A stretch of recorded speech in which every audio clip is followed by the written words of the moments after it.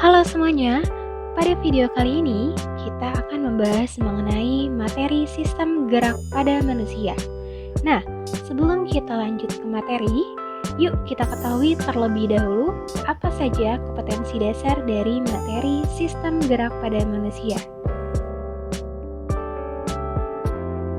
Kompetensi dasarnya yaitu 3.1, menganalisis gerak pada makhluk hidup, sistem gerak pada manusia, dan upaya menjaga kesehatan sistem gerak. Dan 4.1, menyajikan karya tentang berbagai gangguan pada sistem gerak, serta upaya menjaga kesehatan sistem gerak manusia. Salah satu ciri dari makhluk hidup adalah bergerak. Secara umum, gerak dapat diartikan berpindah tempat atau perubahan posisi sebagian atau seluruh bagian dari tubuh makhluk hidup.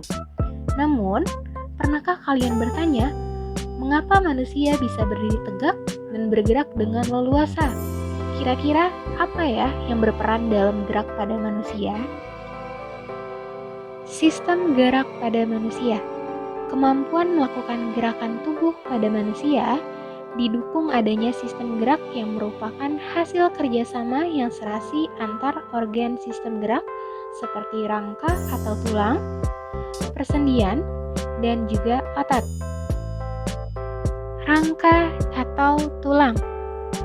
Manusia dapat bergerak karena mempunyai tulang dan otot. Tulang dikenal sebagai alat gerak pasif karena gerakannya itu bergantung pada otot yang dapat berkontraksi dan juga berelaksasi. Rangka manusia tersusun atas tulang keras dan tulang rawan yang berfungsi untuk pertama, memberi bentuk tubuh. Konstruksi tulang pada tubuh kita yang sedemikian rupa dapat memberi bentuk tubuh. Setiap orang memiliki tubuh yang berbeda-beda karena memiliki kerangka yang berbeda-beda. Kedua, menegakkan tubuh. Meski berat tulang hanya sekitar 15% dari total berat badan kita, tetapi tulang dapat menopang tubuh kita yang lebih berat. Ketiga, melindungi organ tubuh yang penting. Antara lain, tulang-tulang penyusun tulang dada, tulang rusuk, dan tulang belakang. Dengan adanya tulang-tulang tersebut, organ tubuh yang vital seperti jantung dan paru-paru dapat terlindungi. Keempat, tempat melekatnya otot. Otot dan rangka terletak berdampingan dan saling melekat erat. Rangka dapat bergerak apabila ada kontraksi otot. Itu yang menyebabkan rangka menjadi alat gerak pasif. Dan yang kelima, tempat pembentukan sel darah merah dan sel darah putih. Sel darah dibentuk di dalam sumsum tulang belakang. Kerangka manusia dikelompokkan menjadi 3 bagian.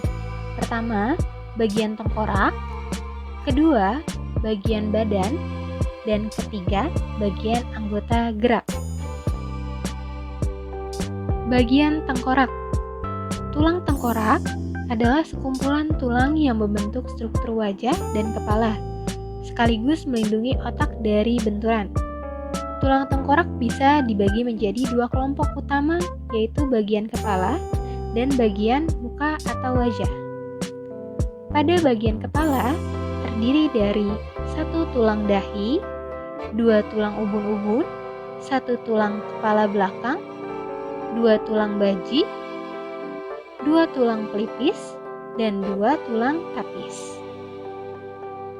Kemudian, pada bagian muka terdiri dari 2 tulang rahang atas, 2 tulang rahang bawah, 2 tulang pipi, 2 tulang langit-langit, 2 tulang hidung, 2 tulang air mata, dan 1 tulang pangkal lidah. Selanjutnya, masih dalam kerangka manusia, namun pada bagian badan. Ada 5 macam ruas-ruas tulang yang membentuk tulang badan. A. Bagian ruas tulang belakang yang terdiri dari 7 ruas tulang leher, 12 ruas tulang punggung, 5 ruas tulang pinggang, 5 ruas tulang kelangkang yang bergabung menjadi satu, dan 4 ruas tulang ekor yang bergabung menjadi satu. Next, B. Tulang dada terdiri dari 4 ruas tulang dada. C. Tulang rusuk terdiri dari 7 pasang tulang rusuk sejati, 3 pasang tulang rusuk palsu, dan 2 pasang tulang rusuk melayang. Next, D. Tulang gelang bahu terdiri dari 2 tulang sikat dan 2 tulang selangka. E. Tulang panggul terdiri dari 2 tulang usus, 2 tulang duduk, dan 2 tulang kemaluan. Selanjutnya, masih dalam kerangka manusia, namun pada bagian anggota gerak. A. Tulang lengan terdiri dari 2 tulang lengan atas, 2 tulang hasta, 2 tulang pengumpil, 16 tulang pergelangan tangan, 10 tulang telapak tangan, dan 28 ruas tulang jari tangan. Next, B. Tulang tungkai terdiri dari 2 tulang paha, 2 tulang tempurung lutut, 2 tulang kering, 2 tulang betis, 14 tulang pergelangan kaki, 10 tulang telapak kaki, dan 28 ruas tulang jari kaki. Selanjutnya, sendi. Sendi pada manusia dapat dikelompokkan berdasarkan sifat geraknya. Pertama, sendi mati atau sinartrosis, hubungan antar tulang yang tidak dapat digerakkan. Contohnya, sendi yang terdapat pada tulang tengkorak. 2. Sendi kaku atau amfiartrosis, hubungan antar tulang yang dapat digerakkan secara terbatas. Contohnya, sendi yang terdapat pada tulang antar ruas tulang belakang dan tulang rusuk. Next, 3. Sendi gerak atau diartrosis, hubungan antara tulang yang memungkinkan terjadinya banyak gerak. Nah, sendi gerak inilah yang paling populer di antara sendi-sendi lainnya, bukan karena dia paling gaul, tapi karena sendi ini cukup banyak sehingga bisa kita kategorikan lagi ke dalam beberapa sendi. Yang pertama itu ada sendi engsel, sendi yang memungkinkan terjadinya pergerakan hanya satu arah saja, yaitu hanya bisa diluruskan atau ditekuk. Contohnya itu pada tulang lutut dan siku. 2. Sendi pelana. Sendi ini mampu bergerak ke samping dan depan atau membuat gerakan dua arah. Contoh sendi pelana adalah sendi di tulang pangkal ibu jari. 3. Sendi putar. Salah satu sendi yang gerakan salah satu ujung tulangnya mengitari atau membuat gerakan berputar pada ujung tulang lain. Sendi inilah yang membuat kepala kita berputar dengan enak. Contohnya, sendi antar tulang atlas dan tulang tengkorak. Next, 4. Sendi peluru. Sendi yang bisa bergerak ke segala arah. Contohnya, antar tulang lengan atas dan tulang belikat. Kemudian, antar tulang pinggul dan tulang paha. 5. Sendi geser. Sendi ini adalah sendi pada ruas tulang belakang. Sendi ini memungkinkan gerakan antar tulang yang satu menggeser yang lain. Selanjutnya, otot. Otot sebagai alat gerak aktif juga berperan sebagai pembentukan tubuh dan pelindung bagi organ tubuh lain. Otot terbagi menjadi 3. Yang pertama itu ada otot lurik. Ciri-ciri dari otot lurik, yang pertama, silindris memanjang. Kedua, intinya banyak di pinggir. Ketiga, melekat pada rangka atau tulang. Keempat, reaksi tanggapan cepat namun cepat lelah. Kelima, sifat kerja dipengaruhi oleh saraf sadar. Next, otot polos. Ciri-ciri dari otot polos, yang pertama, ujungnya runcing berbentuk gelondong.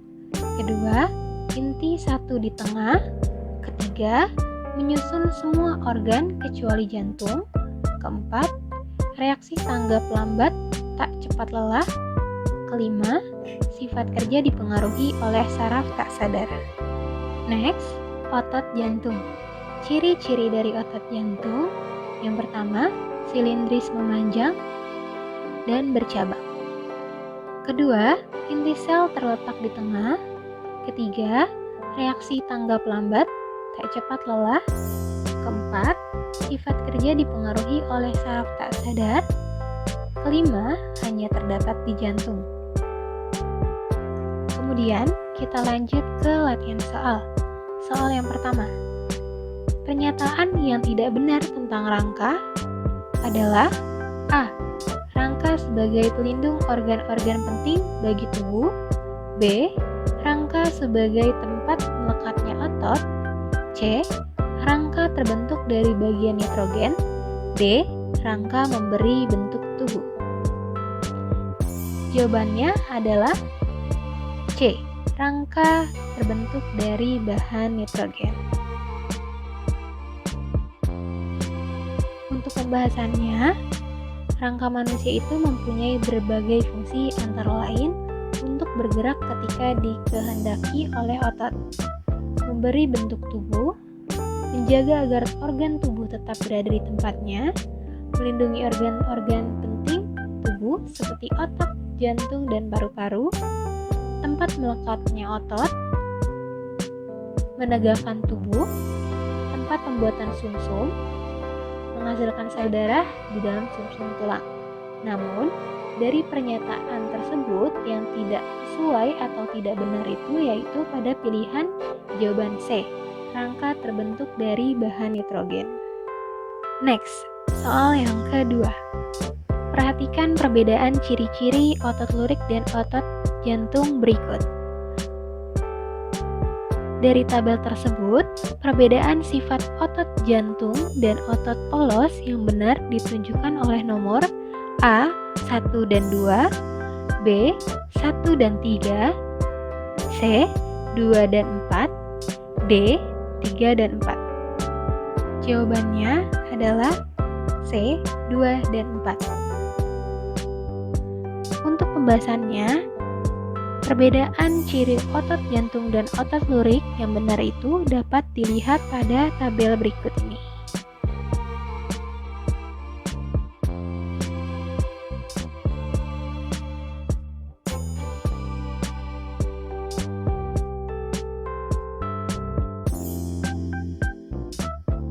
Next, soal yang ketiga.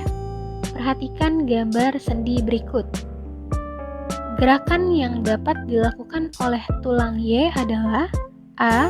Satu arah, B. Dua arah, C. Berputar, D. Semua arah. Jawabannya adalah A. Satu arah.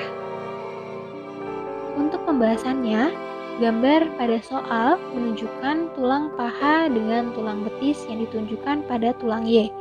Tulang Y itu hanya dapat digerakkan ke satu arah saja, sehingga disebut dengan sendi engsel. Sekian materi dan latihan soal mengenai sistem gerak pada manusia. Kurang lebihnya mohon maaf dan terima kasih.